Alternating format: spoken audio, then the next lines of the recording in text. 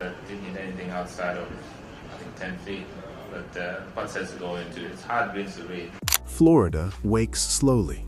The grass is still damp, the air heavy with salt and morning heat, and the fairway lies quiet, as if holding its breath. A lone figure stands near the edge of the range, shoulders slightly rounded, weight shifting carefully from foot to foot. He grips the club with hands that no longer move as easily as they once did. His knees ache, his back resists.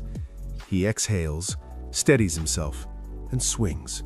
The sound is clean but lonely, the ball lifting into the pale sky before falling softly into the distance. No crowd reacts, no camera follows.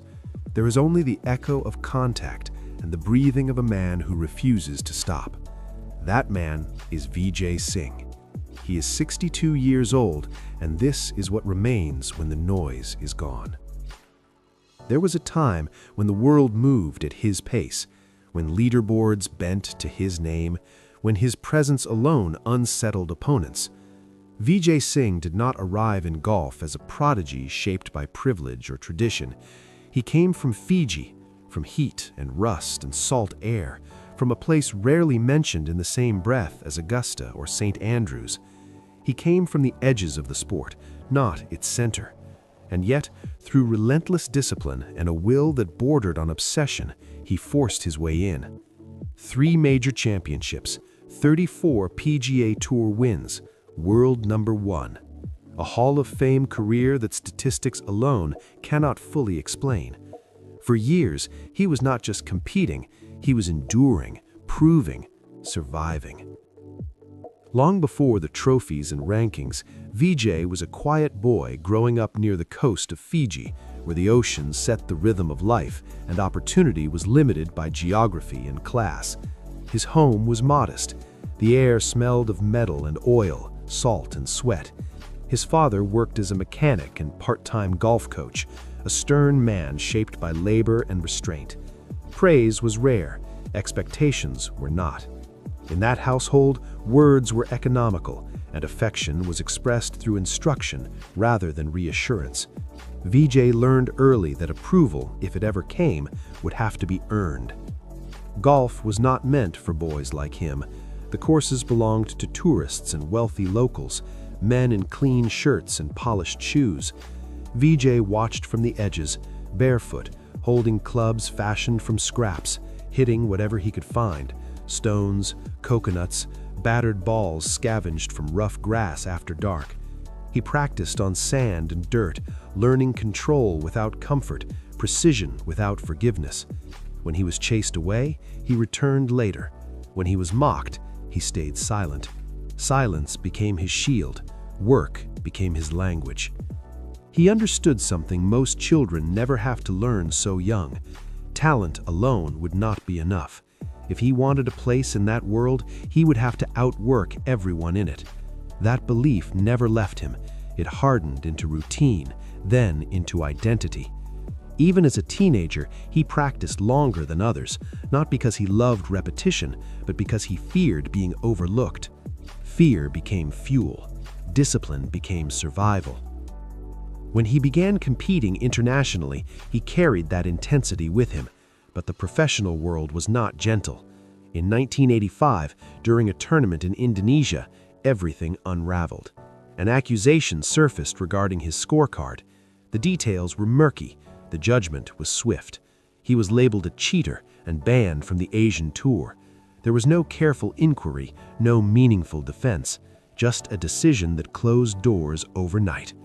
For a young player far from home, without influence or protection, the verdict felt final. That moment could have ended him. Many careers would have collapsed under that weight.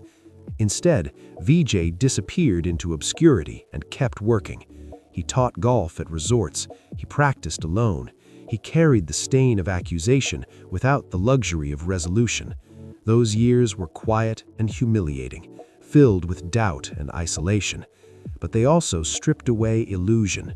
From that point on, he stopped expecting fairness. He stopped expecting welcome.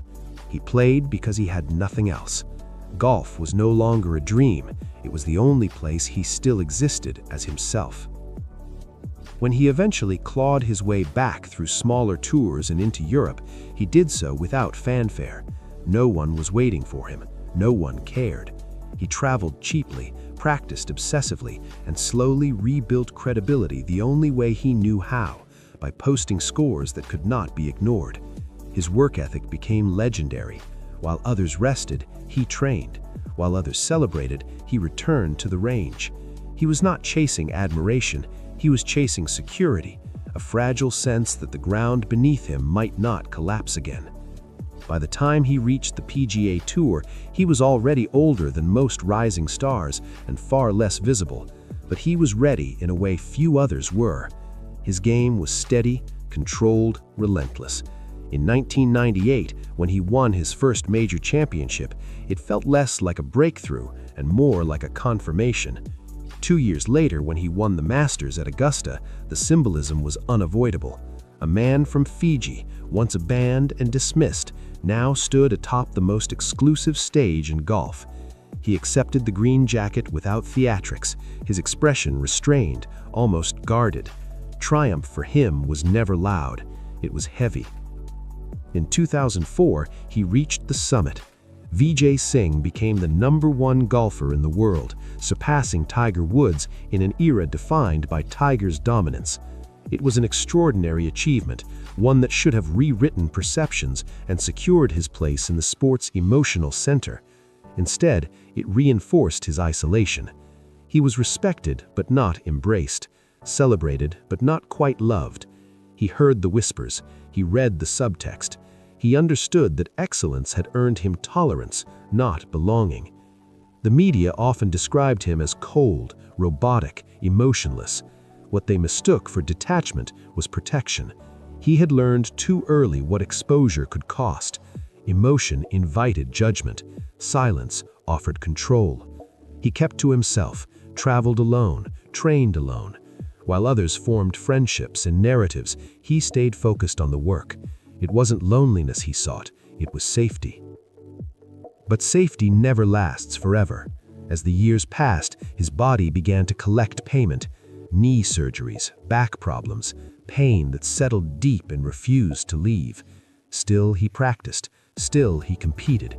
His streak of consecutive major appearances stretched on, a testament to endurance rather than comfort. When it finally ended, it was not due to lack of desire, but because his body would no longer cooperate. In 2013, another storm arrived. Reports surfaced linking him to a banned substance, a deer antler spray allegedly containing IGF-1. The details were complex, the reaction was not. Headlines returned, judgment followed. Once again, his integrity was questioned publicly before facts settled. Though he was never suspended and later cleared of wrongdoing, the damage was done. Suspicion lingers longer than truth. Vindication rarely travels as far as accusation. This time, Vijay fought back. He filed a lawsuit not for money, but for dignity. Years later, the case ended with acknowledgement that he had not violated the rules. There was no apology, no public reckoning, just closure, quietly delivered. The world had already moved on, and Vijay, once again, was left to carry the weight alone. Now, in Florida, the days are quieter. He still wakes early, still stretches carefully, still swings, not to compete, not to chase numbers, but to remind himself that he is still here. Each movement requires intention. Each practice session is a negotiation with pain. But stopping feels worse. Stopping would mean letting go of the one thing that never abandoned him, even when the world did. At home, the trophies sit without ceremony. Photos gather dust. His life is smaller now, measured in routines rather than results. He spends time with family, he reads, he watches younger players rise, some from backgrounds not too much like his own. He notices them quietly, without comment. He knows what it took to open those doors. He knows what it cost. When asked why he keeps practicing even now, he answers simply, because this is who I am. Not because he needs recognition, not because he believes there is more to prove, but because golf was never just something he did. It was the structure that held his life together when everything else fell apart. Vijay Singh's story is not one of easy triumph. It is not clean or comfortable. It is a story of perseverance without applause, of excellence forged in isolation, of dignity